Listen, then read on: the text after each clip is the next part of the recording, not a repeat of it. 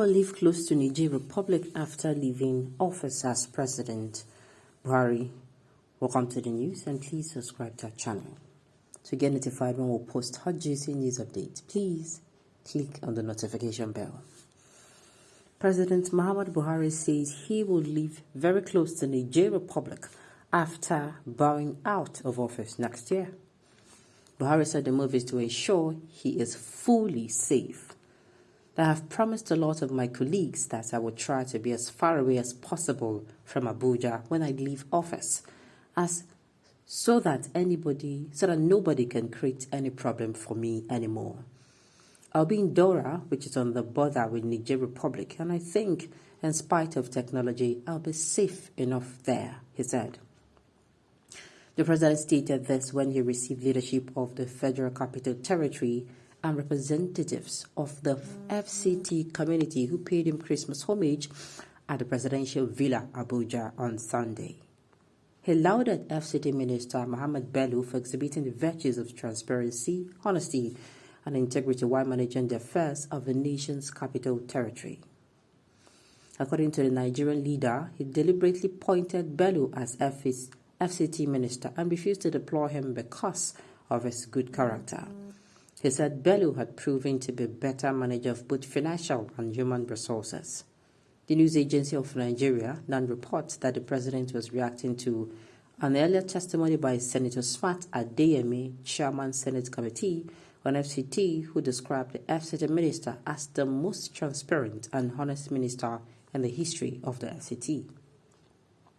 President Buhari said he was not surprised to hear such comments, and the FCT minister thanking Bello for not disappointing him. He said the minister had restored sanity into allocation of plots in the FCT. People were using the selling allocated plot instead of developing them as stipulated by the FCT laws. Others also apply for land only for them to resell and get quick money for marrying additional wives. On the Christmas homage, the president appreciated Nigerians for trusting and giving him the opportunity to serve as their leader.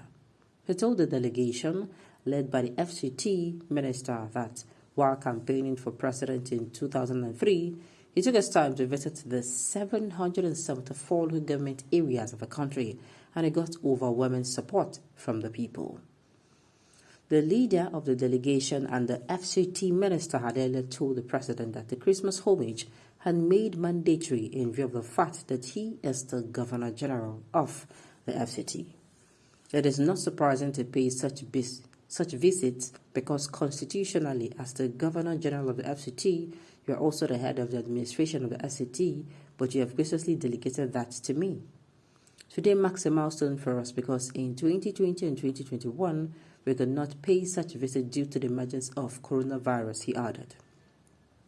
The minister took time to wish President Buhari long life and a successful retirement as his tenure gradually comes to an end. He said, and I quote, "This also presents the last Christmas that we are going to have an opportunity as residents of the FCT to come and pay homage because in 5 months' time, your tenure would have ended and the next Christmas will be under a new president. So, we will use this opportunity to thank God Almighty for having made it possible for us to witness several Christmas celebrations under your leadership. I also, on behalf of the entire residents of the FCT, wish you well and pray for God to grant you long life, useful and healthy retirement in the next few months. We want to also extend our appreciation for what you have done so far for the country." President of the Christian Association of Nigeria, CAN, Archbishop Dan Oko, who was represented by the Vice President of the Association, Reverend Stephen Panyababa, thanked God for sustaining Nigeria's unity.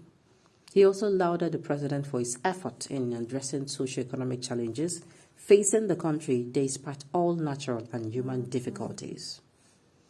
We want to reassure you that in the twilight of your administration, that the Christian community is fully in support of you and praying that God bless your effort.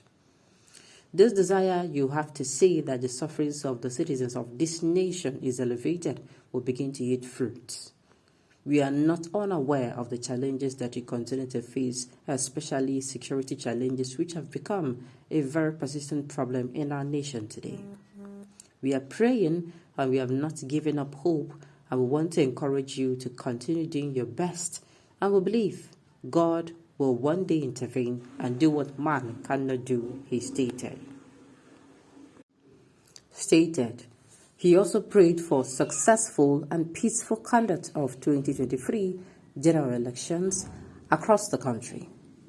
None report that the president was presented with a giant Christmas card by the FCT minister on behalf of residents of the territory at the event. Well, we all know that this is the last Christmas that Buhari is going to be celebrating in Aso Villa. And of course, he is rounding up, he's prepping, and I want to believe he's also, preparing to hand over to the incoming. Of course, we don't know that yet. All I will have to say is that he has come out and he has made some statements like, I've done my best, but definitely my best is not good enough. Sincerely, I appreciate him for coming out to state it all. And there's something I want to say that I've not said before. Leadership is not bread and beans. It's not easy. There are things you see. I've said it before. It is better to be an OS member, a floor member. You are going to be able to see things leaders cannot see. Once you climb on that, seat of leadership, you can barely see. Except you build such, such a communication flow from you to the people you're leading, from the people you're leading back to you. That is, they are going to be your eyes. And you have this open communication with them so that you can get feedback. It might come, as critics. It can come as constructive criticism. But at least you'll be getting it. And some of them will openly come and tell you, oh, this, bye. This like this. It's not okay. All right. You can hear your president saying that he wants to stay where he'll be safe after making Nigeria unsafe for people. There is no peace for the wicked. I was going to speak on this particular issue. I was like, wow. So at least he knows that there is chaos everywhere.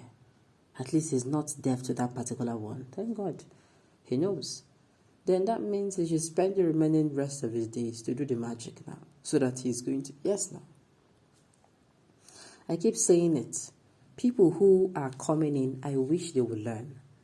I just hope it is not all about let us win the election, pre-election period, how we are going to win election, that they're concerned about. I just wish and hope that they're concerned about the post-election period. Okay, after we get the people's mandate, what do we do with it? What is going to be our impact on these people's life? I sincerely hope that, after the pre-election period, the person that wins, the party that wins, they make it a thing of, they take it upon themselves to make sure that their person that is there, whether as president, whether as governor, whether as local government chairman, whether as councillor, senator, that person that wins, they also, keep pushing him for him to be better in office, because it is going to be for the betterment of the political party, for the betterment of Nigeria at large. All right, on this note, we have come to the end of the news. We say thank you for tuning in to listen. Until I come your way next time, enjoy the rest of your day.